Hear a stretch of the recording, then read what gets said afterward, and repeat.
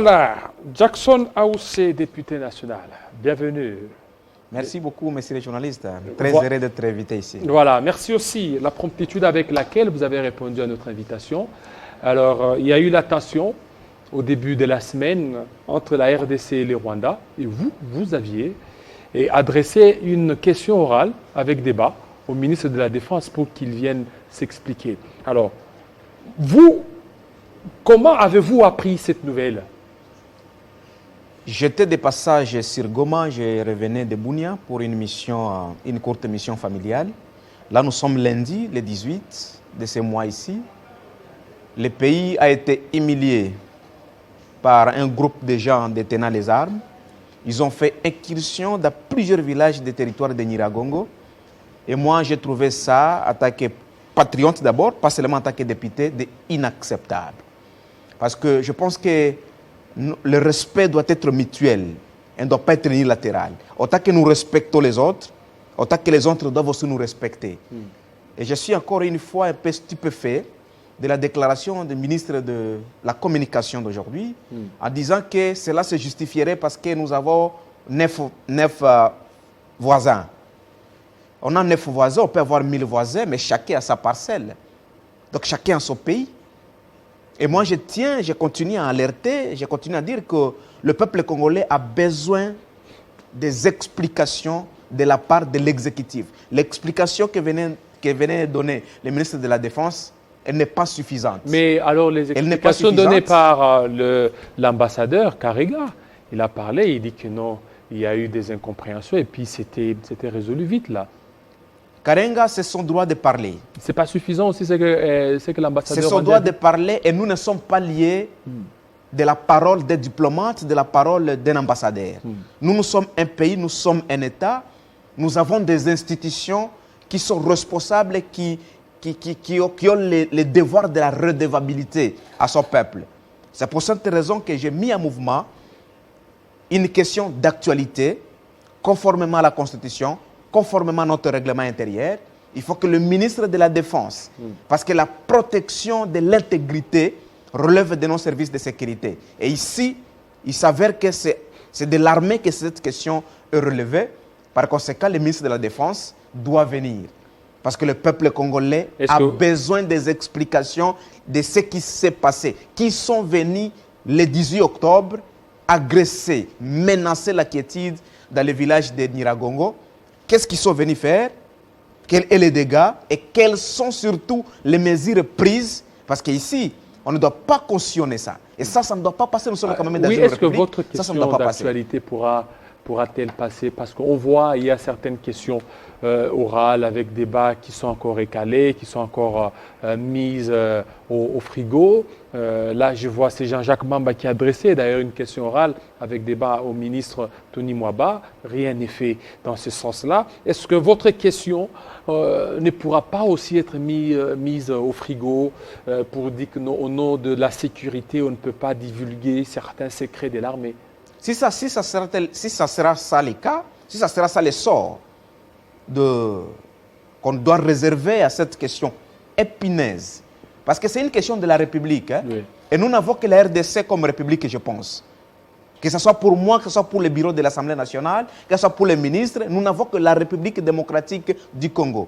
On ne peut pas accepter à un seul État qu'un groupe déjà, voisin soit-il, puisse se permettre des choses. Parce que je ne pense pas que le contraire serait possible. Si c'était nous, c'était notre armée qui se serait hasardée d'entrer sur 1 mètre de notre territoire, moi je pense que le monde entier serait mobilisé sur notre dos. Et je prendrais alors dans ce cas-là la communauté nationale et internationale que ici nous sommes dans une situation où nous voulons donner des chèques à blanc aux 2 ordres sur notre territoire. C'est pour cette raison que je ne suis pas encore à ce niveau-là. Alors qu'est-ce qui explique selon vous, parce que vous êtes député, un peu le laxisme de l'État congolais ne réagit pas. Hein? Donc il n'y a pas cette promptitude-là de pouvoir réagir et puis condamner. Il n'y a pas un communiqué qui va dans ce sens-là. Nous les condamnons aussi. Oui. Le fait de ne pas condamner, mais nous les condamnons. Nous les condamnons, nous disons que ça ne doit pas continuer comme ça. C'est inacceptable. On peut aussi les lier parce que c'est toujours pareil. Vous savez que parfois les Congolais sont morts, on a tué à Ben hier. Hier à Ben on a tué. à Beni. Oui. Avant-hier, on a tué Alona. Aucun communiqué de condoléances, de tout. On attendait aussi peut-être les communiqués des députés. Vous devez faire aussi un communiqué dans ce sens. Vous non plus, vous n'avez rien fait. Est-ce que nous, on ne fait pas de communiqué? Je ne sais pas, parce que nous... Vous auriez dû faire aussi un communiqué, dit que non, les députés condamnent l'attaque qui a eu lieu entre les FARDC ainsi que les forces rwandaises. Mais jusque-là, aucun communiqué. Est-ce qu'initier une action parlementaire n'est pas plus important qu'un simple communiqué? Parce que tout de suite que la chose s'est passée le lundi, le mardi, on a introduit. On a introduit, n'est-ce pas, une question d'actualité. Oui, mais moi, je pense que ça, c'est plus important que les communiqués. Et aussi pour d'autres questions, au niveau de la plénière, parce que nous sommes députés. On ne doit pas toujours aller sur des plateaux, dans des radios. Nous, on a un cadre de travail. Et notre cadre de travail s'appelle le Parlement. Au moins que vous nous disiez que non, le Parlement n'a pas son sens d'être et par conséquent, cherchez notre cadre de travail. Nous devons travailler dans les cadres qui nous est approprié. Ça s'appelle le Parlement, et le Parlement a le règlement intérieur, et le règlement intérieur nous offre plusieurs possibilités d'être en contact avec les membres du gouvernement, parce qu'effectivement, c'est le gouvernement qui est chargé de la gestion quotidienne de la République. S'il y a des choses qui se passent dans la République, c'est au gouvernement de venir éclairer, n'est-ce pas, ou éclaircir nos lanternes. On peut être ignorant, on peut mal poser le problème, mais c'est au gouvernement qui a la gestion quotidienne de venir nous préciser. Donc ici, nous profitons de votre antenne, nous demandons au bureau de l'Assemblée nationale qu'il n'y a rien qui peut justifier ne pas aligner cette question. Nous sommes en train de voir, si cela n'est pas fait, nous allons ouvrir d'autres voies des moyens de contrôle. Alors, vous voulez quoi? Que le ministre de la Défense dise quoi? Que le ministre de la Défense puisse venir nous donner l'identité des personnes qui ont fait incursion dans les territoires de Nyiragongo. Jusqu'à présent, nous ne sommes pas encore fixés cette question. Donc c'est flou. Parce qu'au même moment, l'ambassadeur de Rwanda ici est en train de réquiser. Lui dit ne pas reconnaître la présence d'armées rwandaises sur notre sol. Mais il y avait quand même un groupe de gens détenant les armes sur notre sol. Est-ce que ne trouvez-vous pas que c'est important que nous ayons la réponse sur la question de l'identité de ces personnes? Nous voulons aussi savoir quels sont les dégâts. Apparemment, les gens sont morts. Apparemment, il y a eu des pillages. Apparemment, les gens ont perdu certaines choses. Nous devons avoir les bilans étaient quoi? Et la question la plus importante, quelles sont les mesures prises pour que des choses comme ça ne puissent pas se répéter? C'est au ministre de la Défense que revient effectivement la prérogative de nous donner les éléments de la réponse à toutes ces questions. Donc moi, je pense qu'étant donné que les questions restent encore valables, si la question d'actualité que j'ai déposée ne suffit pas, je ne recule pas, je vais avancer. Qu'est-ce que vous allez faire? Le règlement intérieur répond à cette question-là. Le règlement intérieur nous donne plusieurs autres moyens sur lesquels nous pouvons répondre. Parce que ici c'est le Congo. Nous ne parlons pas ici d'une couleur politique. C'est la République démocratique du Congo. C'est le patrimoine, c'est l'unique patrimoine qui nous est commun. Et donc, chacun doit se mettre pour sa sauvegarde. Voilà, chacun doit se mettre pour sa sauvegarde. Vous venez aussi de votre base, votre fief là, l'état des sièges tel que décrété là-bas, ça promet. L'état de siège, c'est un cadre de travail. L'état de siège, c'est un régime exceptionnel. Ça promet quand même depuis que...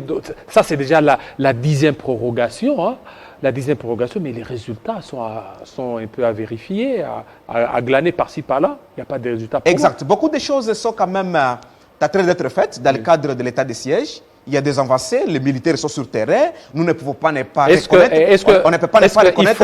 Il faut continuer avec l'état des sièges, il faut interrompre ça. On ne peut pas ne pas reconnaître les efforts qui sont en train d'être consentis, mais aussi, au même moment, il faut reconnaître qu'il y a beaucoup de choses qui restent à faire. Aujourd'hui, il y a les gens qui meurent. Aujourd'hui, il y a Bunia. Aujourd'hui, partout, là, il y a des morts. Nous continuons à décrier. Moi, je pense que l'Assemblée nationale a fait un très, très beau travail.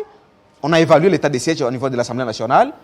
On a transmis, je me réserve à cause de cette question, si les conclusions étaient transmises, il suffit qu'on transmette, n'est-ce pas, les conclusions du travail de la commission défense de l'Assemblée nationale. On a proposé beaucoup de choses, parce que maintenant, là, l'état des sièges est une mesure exceptionnelle.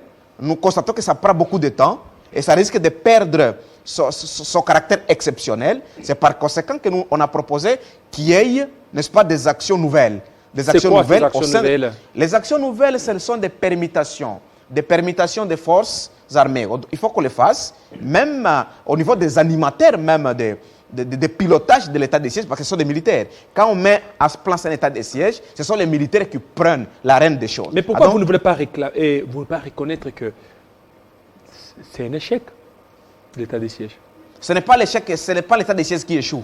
Peut-être ce sont les animateurs de l'état de siège qui échouent. Franchement, on ne peut pas dire que l'état de siège comme mécanisme, comme cadre de travail échoue. C'est constitutionnel, elle doit être là, mais peut-être il faut se dire que peut-être les personnes qu'on a envoyées, les personnes qu'on a envoyées pour piloter, les personnes qu'on a envoyées pour mettre à tous les niveaux, pour implémenter l'état de siège qui poserait problème. Mais les cadres de travail, à mon avis, doivent encore continuer à exister, mais on doit rentrer à l'intérieur des mécanismes pour identifier qui fait bien son travail, qui ne fait pas bien son travail. On agit à ce niveau-là et puis on avance. Merci beaucoup, député national d'Action Naoussé, de votre passage. Merci beaucoup, je suis très heureux. On va parler cette fois-ci de l'UNC. L'UNC qui organise un grand meeting. L'UNC s'est restructuré. L'UNC il y a beaucoup de choses. On va en parler avec M. Kisombe Tochumani tout de suite.